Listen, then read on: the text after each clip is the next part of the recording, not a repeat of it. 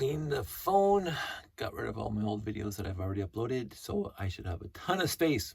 Not that I plan on talking a long time, but because, I have a complicated, complex, way of doing these videos that there's a definitive time where I bail out on it. There is no concrete written in stone end time for these videos. I go as long as I want to go on.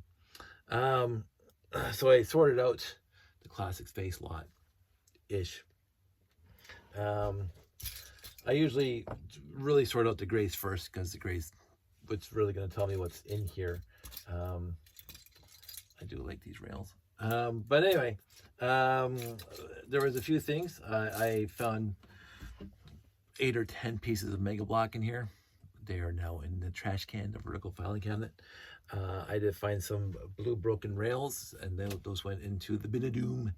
And I found this guy. This guy, just like another piece that is melted. This is like either a cigarette lighter.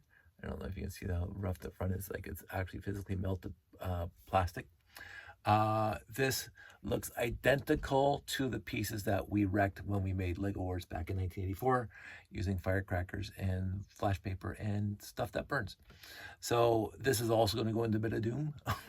So I thought I'd show that off. It looks like it would work perfectly, and if you wanted to build a Galaxy Explorer with battle damage, that's the piece you would use.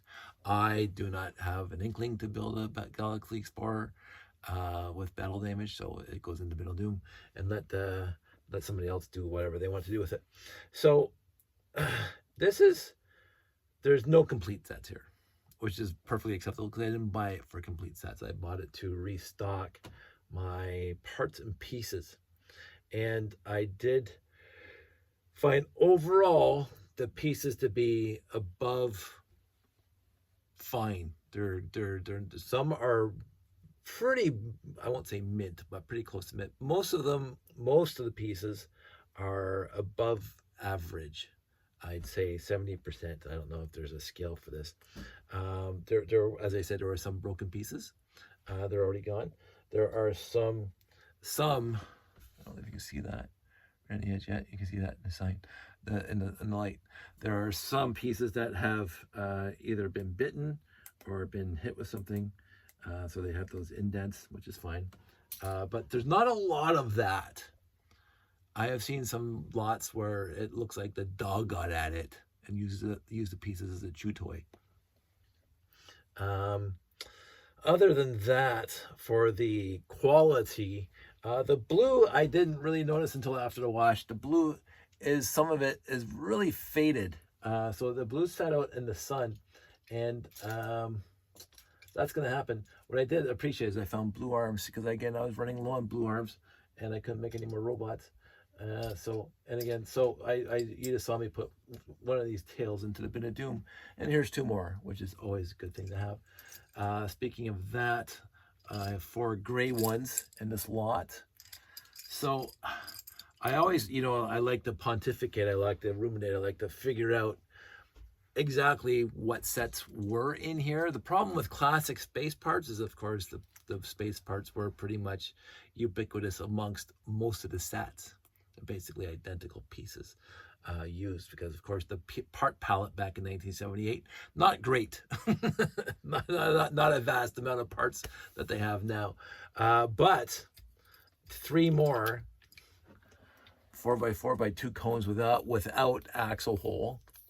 That's fantastic. And 1 with axle hole, fantastic. So my contention, my belief, my ruminations complete. I do believe there was a Galaxy Explorer in this lot, and of course the dead giveaway, this can only be in 1 of 3 sets, and because it came with 2 windshields, that narrows it down to 2 sets. Because the 918 didn't come with 2 windshields, and then of course with that is the 1x6 and a bunch of 1x4s, and the 4x12, which again came with both. I mean, the 4x10s both came 2, 4, 6. Yeah, both came in the Galaxy Explorer as well as the 928, 924. So but I believe it was a 928, mostly because of these gray things, although these gray things did come in a 924. These guys, which came only in the 928 at that point, there was only found two 4x8 wing plates, but let's see, 1, 2, 3, 4, 5, 6, 7, 8, 9, 10, 11, 12 4x4s. No, I haven't even verified if they're actually matching. Maybe I'll do that really quick while I'm talking. What I believe is that there is a let's do it this way. I used to be able to do this all the time. I don't know. It's one of those things. So not only a Galaxy Explorer, I believe, is in here, but a Starfleet Voyager is in here. And again, these kind of reinforce that, because a Starfleet Voyager had a bunch of those. Again, I don't remember the exact number off the top of my head, but more than 2. So Starfleet Voyager, and I'll show you some more parts. But so I got 1, 2, 5, 6, 1, 2, 3, 4, 5, 6, and 6. 6 left, 6 right. But I got these, which tells me Starfleet Voyager. I got this, which could be Starfleet Voyager. I got those wing plates, and I had these guys, could be Starfleet Voyager, and these little dishes, Starfleet Voyager. There was something else, and I honestly can't remember what it was now. But oh yeah, and these headlight bricks. But again, all these pieces were pretty much in most of the sets in the late 70s, early 80s. This one here, I thought was the Galaxy Explorer, because this is the piece that came in the Galaxy Explorer. The only thing is there's not a lot of 6x gray plates or even 4x gray plates, but there are 2 4x4 gray plates, and that tells me Galaxy Explorer. And a whole bunch of 1x plates and 2x plates. Also 4 window, how do I say that? Wheel covers, wheel wells, wheel fenders, whatever you want to call them, fender bricks, plates. 4 of the regular ones without the studs on top. And we got, I was thinking 1, 2, 3, 4, 5, 6, 7, 8.5, 8.5 1x2 hinge bricks, and 2 steering wheels, which again, ubiquitous back in the day. So also the original thin 1x1 with a side stud, and the non-original clippy brick or plate. So a lot of that in the gray tells me that it was what I'm saying it was, which is a Galaxy Explorer / Starfleet Voyager, and possibly other sets. And I'll go into that right now as I talk about this. So these are the gray 2x2 slopes that are printed. Again, Galaxy Explorer, I don't think they came in the Starfleet Voyager, but they came in a whole bunch of sets. But I'm also right now thinking, I can't remember now if the 6950 rocket launcher had the gray ones in it as opposed to blue or whatever, I can't remember. And this guy tells me FX Star Patroller or something else. I'm hoping FX Star Patroller. There are 3 of these guys. So those, again, ubiquitous back in the day on most of the bigger sets, and even some of the smaller ones. This thing, I was honestly thinking with these windows, another all-terrain vehicle. I was hoping not, but again, the base plate was here too, so maybe did these come in the Command Center? No, the Command Center had brick built windows. These did not come in the Beta one either, because the Beta one had the ones with the shutters on it, the shutter tabs on it. So this one could be the all-terrain vehicle. But there was not a lot of other pieces that told me that there was an all-terrain vehicle in here. Though maybe the Robot Command Center, because they got the blue arms, and I got this one in gray, fantastic, and I got this one in black, fantastic. I got this arm, which only came, I think, in the big figs. What else is there? 2 of these, which then also could be Robot Command Center, but there wasn't too many other parts. And the Robot Command Center had lots of duplicate parts. For a parts pack, it had lots of identical parts. And there's hardly any of that here besides those two top hatches. And I believe these things came in other sets too, but there's two of them. There is 2 arrows like this. Again, solar power transporter, or again, I think these came in. I don't know if they came in the FX Star Patroller. I honestly can't remember. I don't build that set enough to remember the parts and pieces in it. But I got 2 of those. One of those I mentioned before. That's always fantastic to have. And again, of course, this didn't come in any classic space set, but this came as ubiquitous to my youth. I got plenty of them back in there. 2 of these, 6x16, 6x 2, 4, 6, 8, 10. Yeah, 2 6x16s. I could build another plane. Anyway. And a 4x12 and a 4x8. Not too many other plate pieces for the blue. I just picked out now. I see a few of these blue clippies, 1 steering wheel, so there's that, and a few of these in here. So that was again after 1982. These things became pretty ubiquitous, or okay, I just like saying the word because it's one of my favorite words. There was a lot of them in a lot of sets. So actually there's 3 steering wheels, 1, 2, 3 steering wheels, 4 steering wheels, and turntables again, blue turntables, blue hinge bricks again, could be the Galaxy Explorer, so that might be part of that. The hinge brick could be Galaxy Explorer. So this guy, and this guy kind of make me think, again, Robot Command Center, but there's hardly anything else, which is just the odd part. I know that this thing came in the Robot Command Center, and these arms came in the Robot Command Center. I mean, this kind of tells me that there was a Robot Command Center in here, but there's not a lot of parts for it. There really isn't. So I don't know. And again, me building another Robot Command Center would be another waste of time. So I ain't gonna do it. What else is in the blue? Nothing much more. 1, 2, 3, and the 4th one is melted tail fins, and a whole bunch of slopes that have been faded, which is, and you can see on this one how bad the fading was. So, c'est la vie. White, I mentioned that. That's pristine. I got one of those, which again, Starfleet Voyager. 2 of these, I don't know if these came at all in classic space, so it might be a town set, because there might be towns. Oh, there's another, so I got 2 tails, so again, Starfleet Voyager. One of those, Starfleet Voyager. So, and a couple, did I just see a gun? I did not see a gun. So, antennas, white antennas. That is not a Lego piece. Nope. That's got the flat top. That's new. Original white antenna. So that's a gray, white, whatever. So put those back.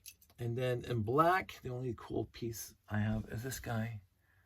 And I always forget, Explorians, probably not. UFO, probably not. Unitron, or Spirius or something. I'm sure somebody will up there tell me, remind me, because again, I have a whole slew of them over there. In black, I got another one of these, pretty ubiquitous back, or I have a lot of back in the day. And this is the one piece I lost off the 688 when I got it for Christmas. It got lost in the house somewhere, and of course it was the coolest piece in the set. But now I'm overcompensating. One of those. Oh, and one of those little, maybe that'll tell me, I can't remember. It's a theme that I'm sure is one of the classic space, or one of the space themes that I do like, but not as much as the rest of them. So, because I don't build them as much. I build them once and done. Whereas the classic space, I do build lots. and I look forward to building that. I look forward to putting the display on. I look forward to building stuff with classic space parts. I'm gonna throw this one into the bin of doom.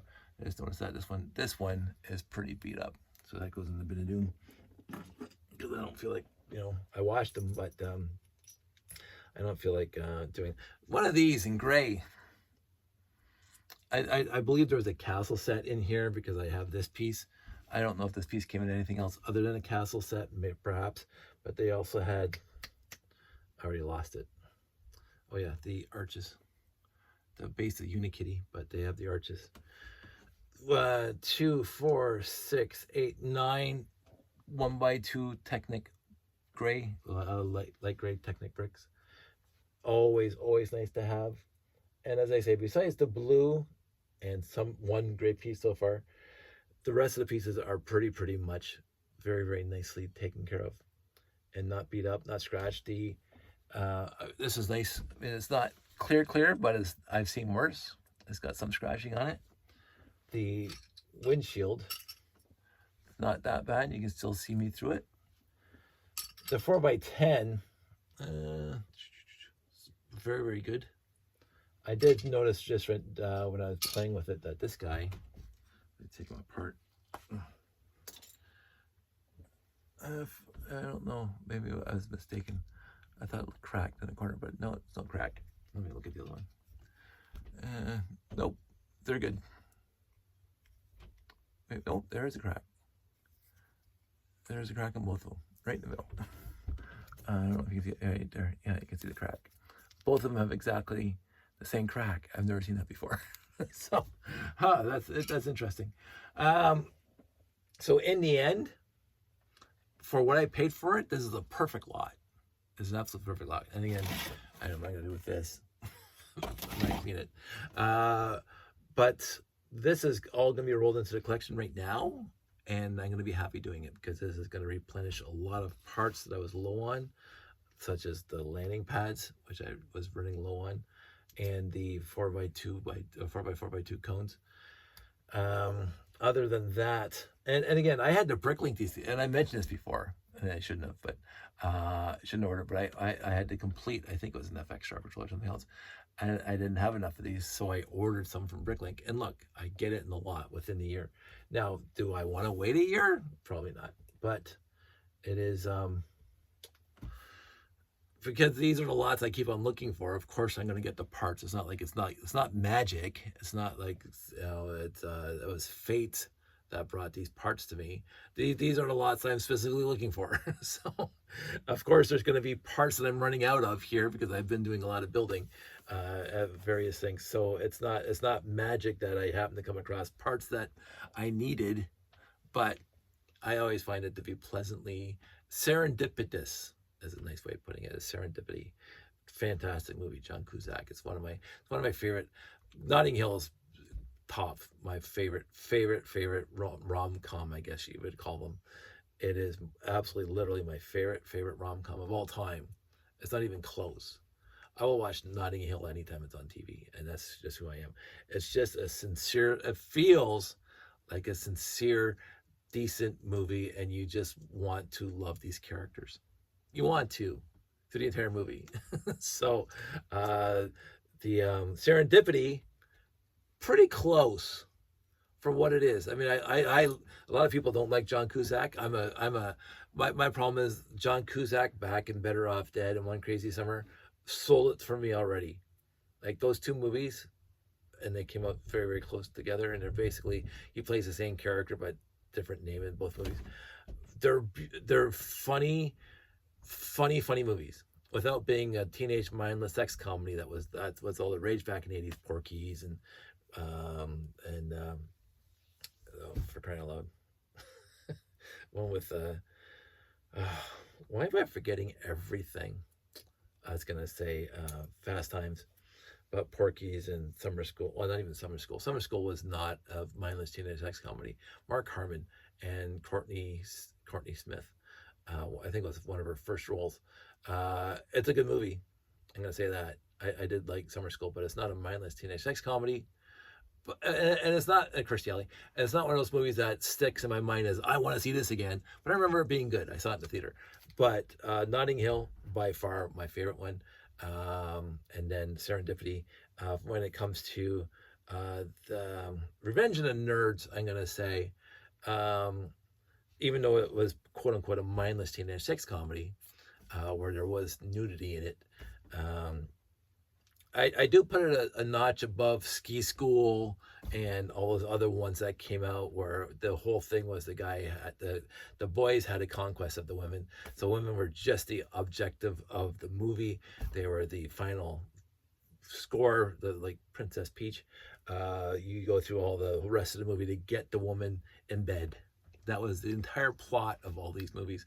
Get the women into bed. So you get frontal nudity, you get not even double entendres, not even close to just it's not, they're not porn. But for the 80s. And again, they were in the theater, rated PG or whatever. Um, I I saw many of them, and they're not memorable. Where I say, "Oh, this is," I remember the plot because the plots are all the same. I did, I don't get me wrong, very very beautiful women in these movies, very very beautiful women in these movies. What I respected the most is John Hughes, and people vacillate on this all the time when they pontificate again about how good or how bad John Hughes was for the time. But you get the Breakfast Club, you get St. Elmo's Fire, you get Pretty in Pink, you get Ferris, you get all of those movies, even Planes, Trains, and Automobiles, which wasn't focused on the teenagers, but you look at all those movies, and all of them, from my point of view as a cis white hetero male, um, all of them seem to try to show respect to all the characters that deserve respect, whether they were male or female. All of them. Sloane was not. I mean, she was an ancillary character. Don't get me wrong. She was. The movie was Ferris and Cameron. A lot of people say the Ferris Bueller's Day Off. The main character is Cameron because Ferris did usually in a movie the protagonist changes through the movie to get to the end state, the end game. He evolves. He learned stuff. Ferris didn't learn a thing. Ferris did not change from the first scene to the last scene, whereas Cameron changed to the movie. So people pontificate about how Ferris Bueller's Day Off, the main protagonist is Cameron, but I don't care. I love the movie, whoever the protagonist is. But Sloane is not treated like a conquest or like a non-person, just an object to be objectified and scored on, like Ski School with any woman in one of those manly stages. They're just there to give lines and for the guy to pursue. Period. Full stop. Now, in the 80s, that was quite all right, quote unquote, because that's all there was. I did like, and this is the evolution in real time, The Revenge of the Nerds, which I saw, which was great. I laughed. And then 2, 3, and I think 4 was the first time that they tried to be a little less mindless teenage sex comedy and actually have, I think it was 4. And again, Courtney Ann Smith is in it, if I remember correctly, where her character had intelligence behind her, which is one of the first ones that I remember of that genre where the female lead in the movie was not treated like just to spew lines and be a conquest for the guys to chase. I don't even remember the plot. I don't remember the plot of any of those movies. But I remember that one. I was caught a little off guard with Revenge of the Nerds. I think it was 4. And I think it was Courtney Ann Smith. I think I'm getting that name right. She was John Belushi's wife in that comedy sitcom. I can't remember now. Which I didn't watch all of it, but it was pretty funny. And she also turned out to be Alan Harper's girlfriend in 2.5 Men after many seasons had gone by. 2.5 Men. I'm gonna say I did laugh. It was a funny show for the laughs, for the jokes themselves. The show was dreck. It was absolute garbage show. It really was. But it wasn't supposed to be anything above garbage. And I've said this, and I've talked about this with people who vehemently disagree with me. I liked the show better when Kutcher was on it, Ashton. I liked it better. It was slightly more intelligent than when Charlie Sheen was on it. And my buddy John and I talked about the humor of those shows, like those kind of shows, where the entire 30 minutes is basically you set up the joke and punchline, set up the joke, punchline, set up the joke, punchline. That's the entire, there's no plot really. They have this vacuousness of a plot. There's this idea of you have to get from 8 p.m. to 8:30 p.m. with something, but this plot has nothing to do. It's just set up. And this was very, very noticed by me with Two Broke Girls. Like the Two Broke Girls took the shtick of Two and a Half Men and just went right off the rails with it. Now, again, I laughed at Two Broke Girls. I laughed at the show. It was outrageously funny at some points, like not tears coming out of my eyes, but I laughed. I don't know if I laughed every episode, but I did laugh. But there was not a lot of intelligence behind it. Although seeing the evolution of the two girls from episode 1 to when the series ended, nicely done. Like there was a character arc-ish, very, very slight that it was. And so, and I love both actresses. I adore both actresses because they went off to do other stuff, and I will watch the other stuff. Like Kate Jennings, I think it's Kate Dennings, fantastic actress. She was up in the Marvel MCU, but she was also in Newsnight, Newsroom with Jeff Bridges, not Jeff Bridges. This is where the mind goes. Jeff Daniels, and Sam, which is great. So she shows up in that, and she plays a really good character in that, even though she's an evil bitch. She's fantastic. I've watched a lot of comedies over the years. There's a lot that I bailed on, and there's a lot that I never got around to watching. Again, for me, and this is again one of those things that I could be argued. I keep on saying KRP is my funniest, my most favorite, easily my most favorite sitcom of all time. But ranking up there, number 2 spot is The Big Bang Theory. And people say, oh, it wasn't good after season 3. Oh, it wasn't good after this. It wasn't good after that. There was some dry spells in there where I didn't laugh once in an episode.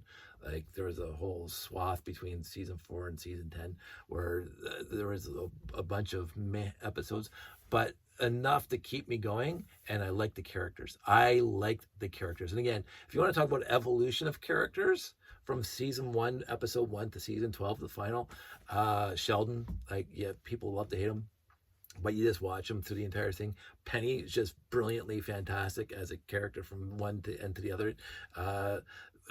Howard even changed. You watched Howard from the first 2 seasons versus the last 2 seasons, a completely different character. Raj obviously evolved. Leonard, pretty much, yes, a little shy and a little bit timid, but his character did not, he got more of a backbone. I'm going to say that. So, but I love The Big Bang. My friends and I love Seinfeld. A lot of people hated it. I adored Seinfeld. It was funny. It's not in my top 3, but I don't think there's an episode I didn't laugh at.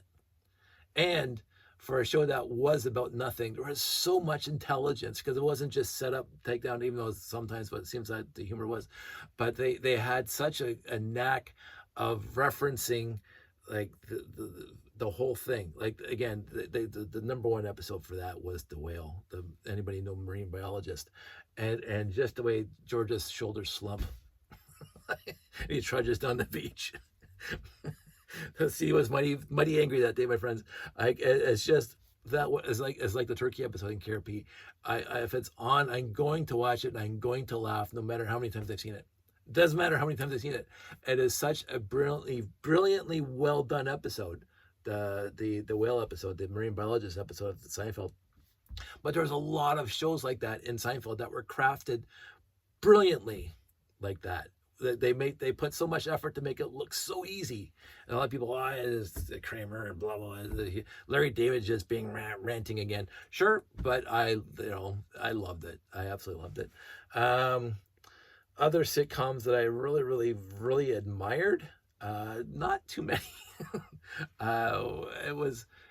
I'm sure I'd think of one, but I can't think of any off the top of my head that would really stand out to me. That I wouldn't mind watching that again. Family Matters was okay. Who's the Boss was okay. Family Ties, besides Alex P. Keaton, it was good. It was better than most at the time, I found, um, because Michael J. Fox just has a presence on the screen. Whatever he's doing, whatever Michael J. Fox is doing, he has this presence that you just want to watch him do it. And so I loved Family. We watched Family Ties a lot, and it had some really brilliant episodes. Like I did like when they even not with Cheers as much. I love Cheers, and Frasier was just the chef's kiss by not being identical to Cheers, and a lot more thoughtful and a lot more aristocratic, shall we say. And David Hyde Pierce is just wonderful episode. But Cheers did not tackle heavy issues heavily. They did not tackle that heavily.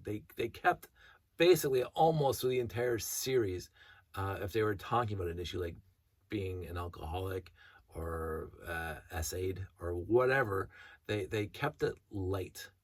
They even gays in the bar, because back then, gays. There was an episode where the entire Cheers people were, oh, they can't be gay people in our bar, and everybody was taking a fit, but Diane knew there was already gay people there. Blah blah blah. And I thought, just remembering that episode in my head, I remember it being good, but it was always funny. Like they never got serious about it, right? People are saying, "Hey, Sammy, if you don't get rid of the gays in this bar, we're not going to come here anymore." And Sammy said, "Oh, well, have a nice life." Just kind of like what I do here. If you don't want to be here, don't be here. But they didn't get, like, again. So we go back to KRP, and there was at least two that I can think of, and there's probably more. Actually, there was a couple now that I can think of, but the biggest one that I can think of off the top of my head is, well, Herb's alcoholism. Herb Charlock was an alcoholic. And they didn't shy from that in future episodes, but they didn't make it a plot point. But the plot of him being an alcoholic was dealt with in a sincerely decent manner. There was the of course, this was real life, the kids dying at the concert for the Who, which happened in Cincinnati, and they made that episode just a few months after that happened. That was like a very, very heartwarming episode. Gordon Sims being AWOL, very, very solid, very, very solid episode dealing with that issue. And even Venus getting framed for the robberies going on in the station. One of the last episodes they made, Venus getting arrested by looking like the guy who was doing the thievery, and that was a solid episode. Jennifer being, I can't remember now. I don't know if she was sexually assaulted or essayed. I don't want to say that. Don't want to get whatever. There was the episode when she was being Miss Manners or whatever on the radio, and she was helping people with their lives. But she was a psychologist, and she gave the one woman some advice about standing up to her boyfriend, who was not the nicest person. And then the lady called back and says, I stood up to him, Jennifer, and he beat me. And you could hear her sobbing on the phone. Like, that's not laugh. That was a serious episode about a serious topic. And then it hit Jennifer really hard, and Lonnie Anderson like nailed the trauma that she experienced, secondhand trauma, for putting the other girl in that situation. But the other girl was going to be in that situation. There's a whole other thing in there, and I'm not going to know the psychology of it. But that was a solidly memorable episode to this day. This is 1978, and I remember that episode. I remember most episodes of KRP because I watched a lot of them. There was 94 of them. But when KRP got serious, they were serious. Not overtly, we're going to call in the bomb squad serious, but the laugh track stopped. They focused on the issue. They talked about the issue. They made their point about the issue, and then life goes on. Whereas Cheers, it was nothing but laughs, even talking about the issue. They did a few episodes in Family Ties that I remember Alex getting addicted to uppers or whatever, poppers or whatever, to keep him awake because he had his exams, and then he crashed, and then he had to pick up the pieces from that. That was a serious issue. Or his friend died, and then how to deal with grief. Serious episode. and a comedy. And so I like comedies that when they take on serious episodes, they're serious. I also like comedies when they're taking on serious episodes, they don't stay serious. It depends on what the topic is and how they handle it. Cheers never got, from what I recall, and I think I've seen every episode, Cheers never got serious about serious issues. They didn't make fun of serious issues, but they had humor there to contend with serious issues. And I like that. So I like both sides of that. And I thought the sitcoms that I liked handled that the way they handled it, and I liked how they handled it. And everyone handled it differently. Everyone handled it differently. The thing about Seinfeld, going back to that, it didn't have any issues poking fun at literally everything. There was no sacred cows for Seinfeld. When they were talking about the loogie, and that must be a very, very, very, very magic loogie. And Sherry's talking about how the loogie flew out of the guy's mouth and hit that person over. And of course, it was exactly word for word, except instead of bullet, it was loogie. It was the JFK assassination. Like, there was no sacred cows in Seinfeld. None. They made fun. They'll make fun of anything. So they will talk about anything and make it into a plot point. I appreciated that, because again, if you don't have the wherewithal to talk about something, then I don't believe in venerating, setting on high where it can't be discussed or even pointed to, and the flaws to it, whatever. I don't appreciate that. I think all cards should be on the table for a lot of things. I think that if you have a good stance, it can stand up to scrutiny. I really do. You shouldn't fear scrutiny for anything that's going on. Not to get into waxing, whatever, philosophically, but you should reassess yourself and how you're impacting people every once in a while. My problem is I have a million conversations in my head. I remember going back to grade school and saying something stupid to one of the girls, which is something I was prone to do because I was awkward and stupid. And that conversation plays in my head to this day. Now, do I regret it? Nobody cares. But every once in a while, oh yeah, I could have handled that better. Sure. I let myself up off the carpet. I will say I don't cry tears in my soup or anything like that. But I do try to be better. And I remember those points in my life where I said I could have been better here. And I will also say this, and this is to tie it together in some sort of, comedies have been very good for me in that regard, because they point out foibles and issues and personality conflicts and whatever else that I can relate to. And I might not be Herb Tarlick. I mean, look at the way I dress.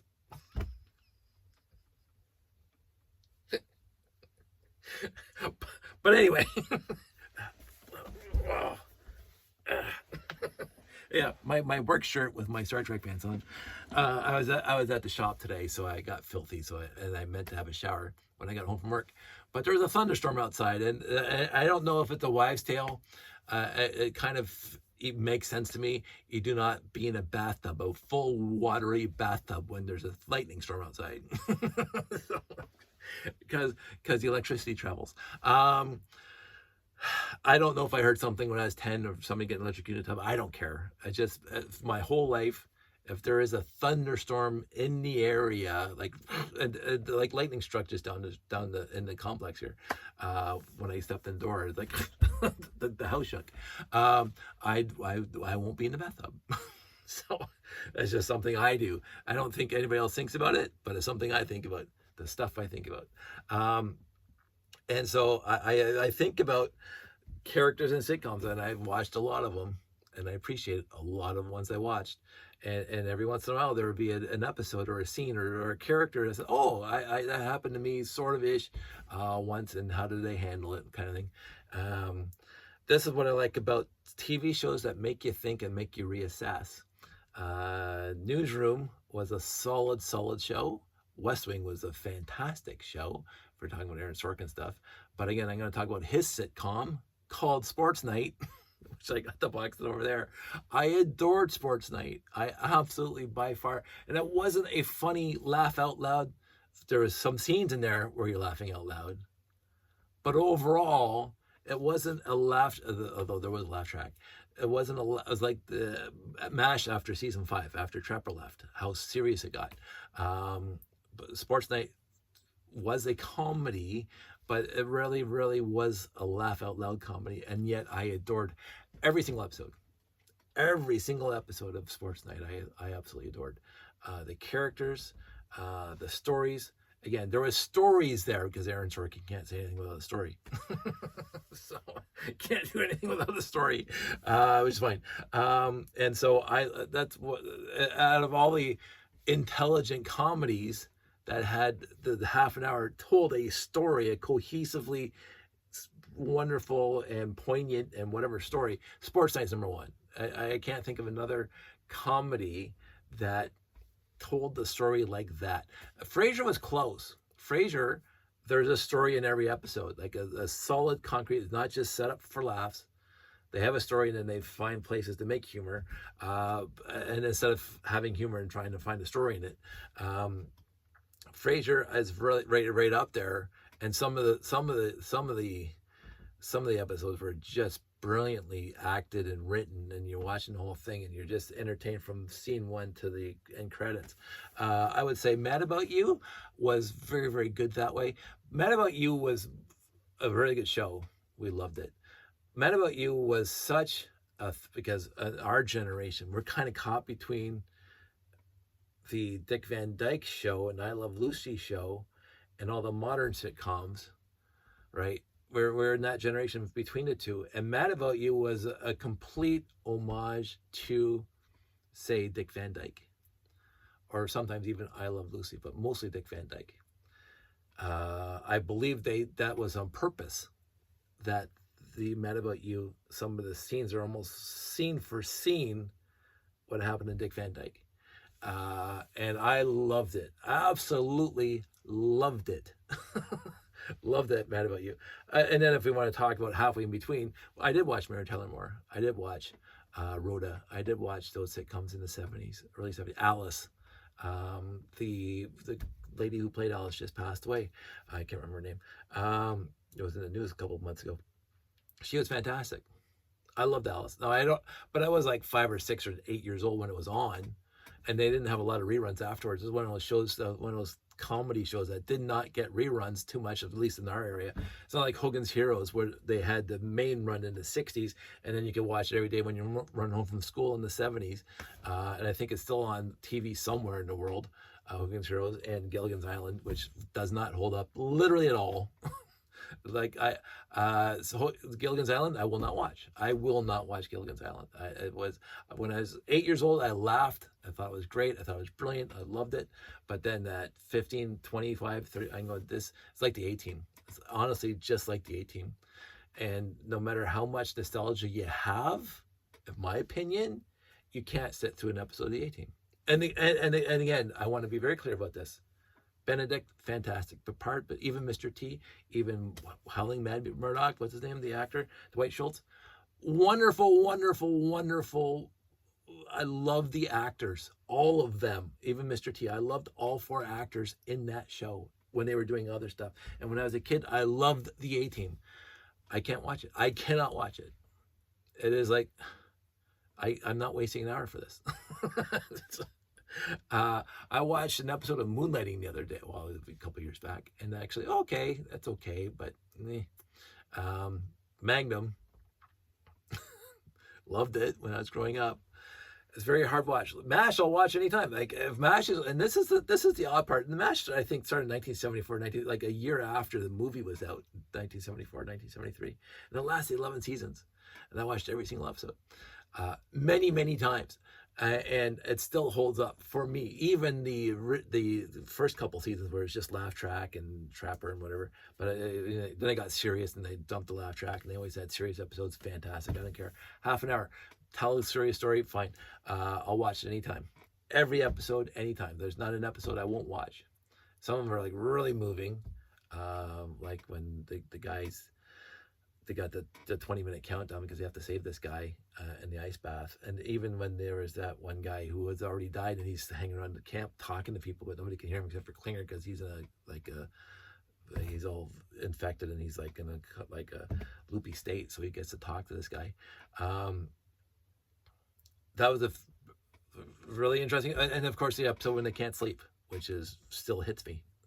I'm not saying it haunts me, but when Hawkeye's in the boat floating around with no arms, and you see all those body parts laying around, of course that's gonna bother me. I don't know why it wouldn't bother anybody. Whoever's not bothered by that scene, it's just like, this is what's good. And then the very last thing, we should we've been up for 48 hours, we should go to bed now, or we can have another cup of coffee. I guess nobody wants to sleep.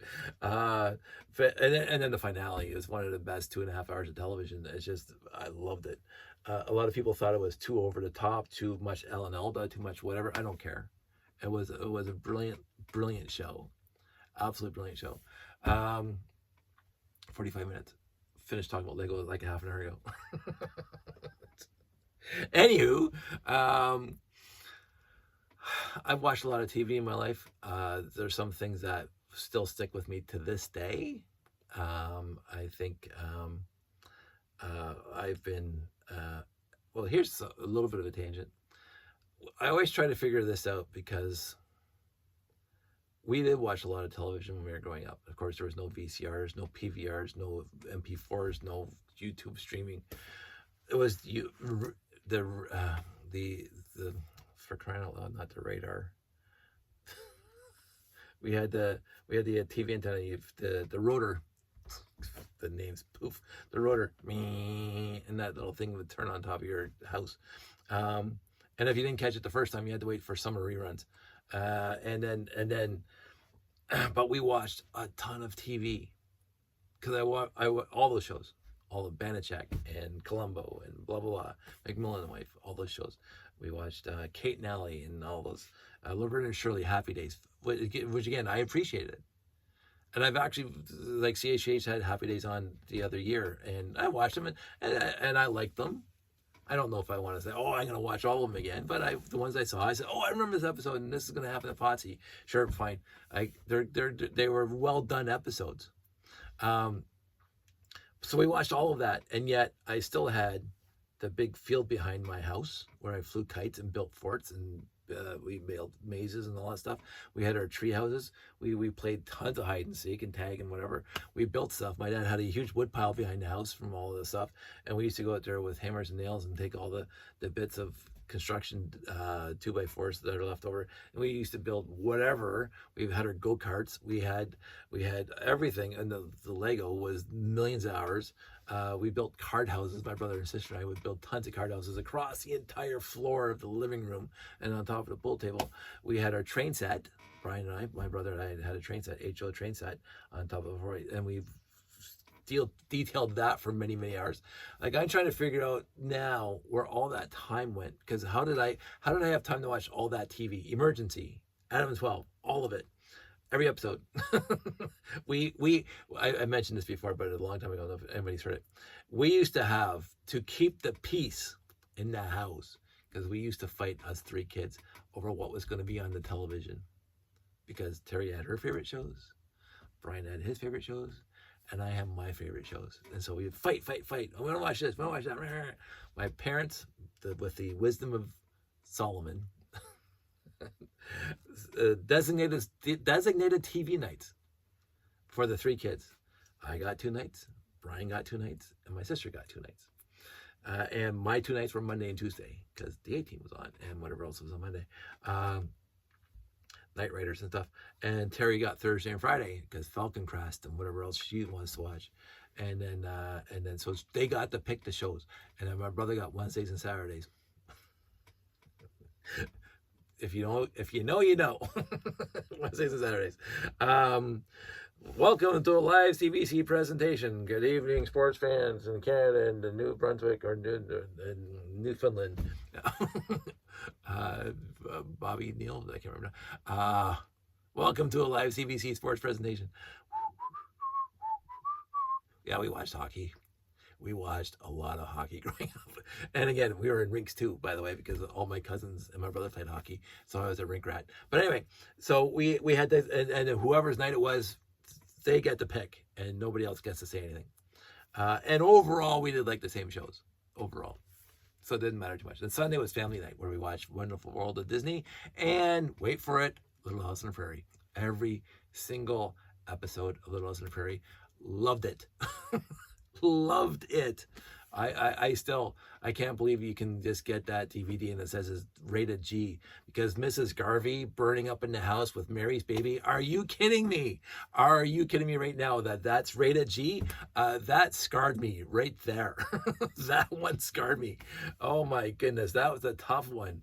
Watching it, and she's up there with the baby and the smoke's coming out the windows, and like, wow, that lives rent free in my head. That one scene.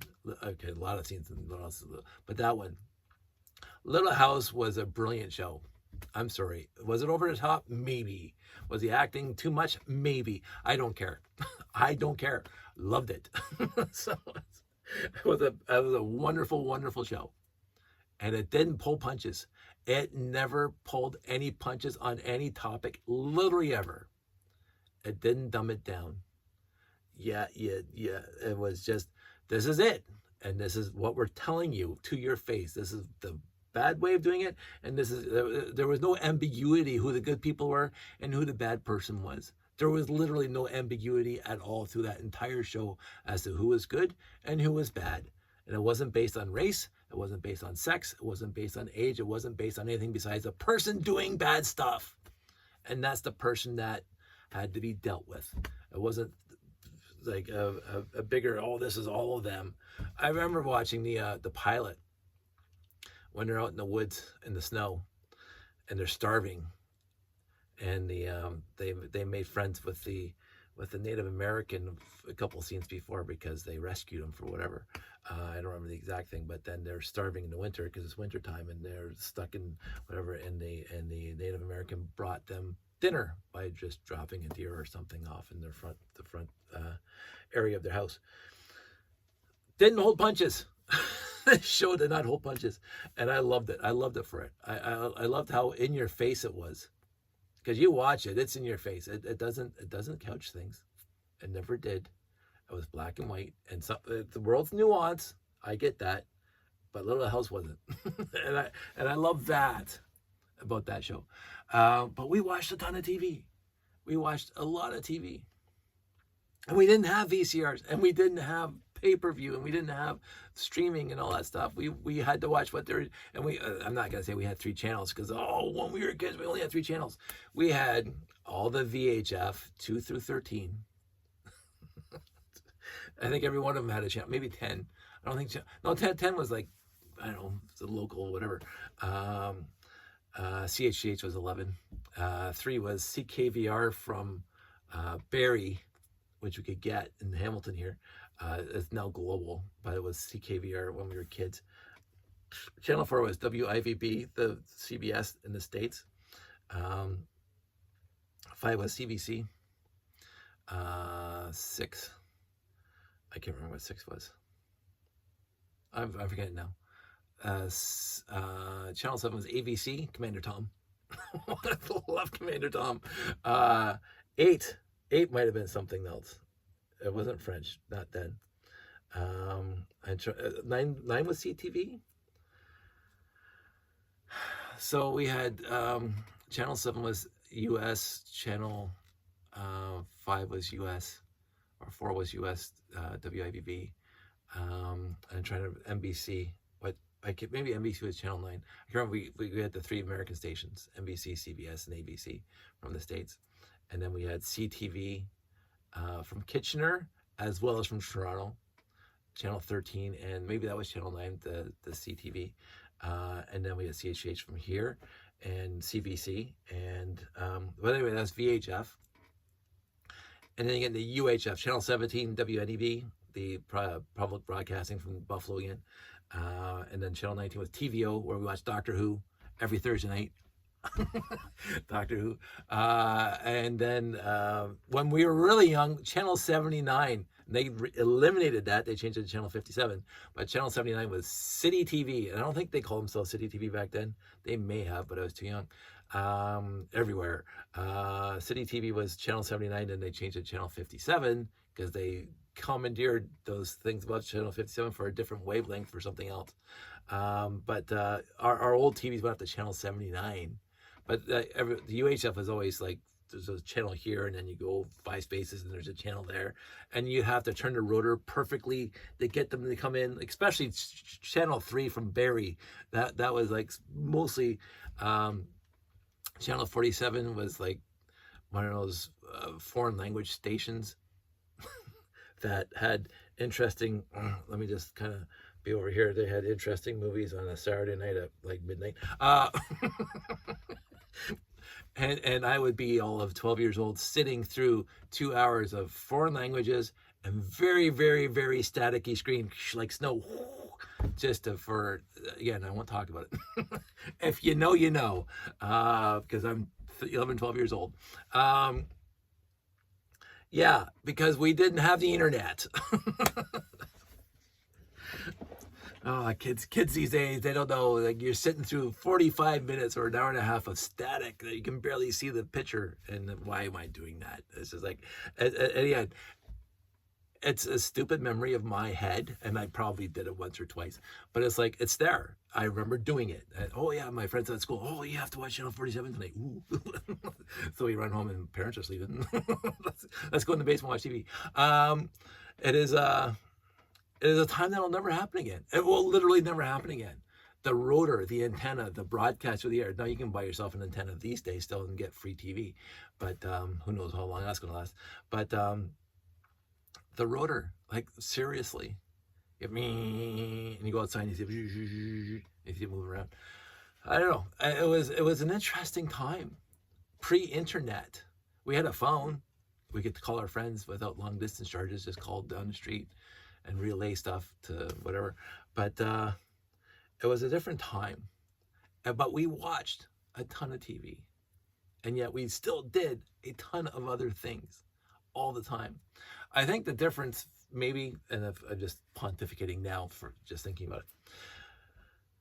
The regular series ran from September till May, the broadcast, 22 or 26 episodes of whatever you wanted to watch, from WKRP to Little House on the Prairie, that they had 24 to 26 episodes per season. And then everything's a repeat in the summer. Like, literally, there was nothing new. Because it was broadcast TV, there was no cable, there's no sports channel, or there's no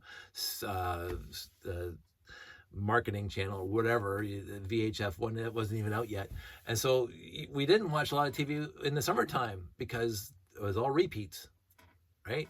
And so we didn't watch a lot of the time. But now there's a million things you can watch, and you've never seen any of them at any time of day and any time of year. And so there's a lot more to watch, maybe. I don't know. I do know that I do find myself waning on watching so much.